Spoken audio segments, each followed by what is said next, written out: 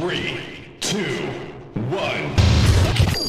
You're watching TCO Takeover. We are here to help you with your everyday needs. If you've recently reset your iPhone or iPad and need to install ESign or IPA files without jailbreak or a PC, this guide has the solution. ESign is a popular tool for sideloading IPA files on iOS devices, but if you've previously used Scarlet or similar signatures that are blacklisted, reinstalling ESign after a reset can be tricky. Start by opening Safari, visiting the required website, and downloading the DNS profile. Install it via Settings, download a profile. Once installed, open the new app, choose an ESign installation link, and complete the process. Next, enable airplane mode, go to Settings, General, VPN, and Device Management, trust the Enterprise app, and restart your device to finalize the setup. After restarting, download the ESign certificate and save it to your device.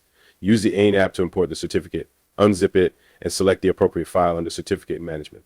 Now, download your desired IPA file, import it into ESign and assign it using the app's signature feature. Finally, hit install, and the IPA file should work seamlessly without crashing. If you found this tutorial helpful, be sure to like, comment, and subscribe to Skibby Tech for more iOS tips and tricks. Happy side loading, and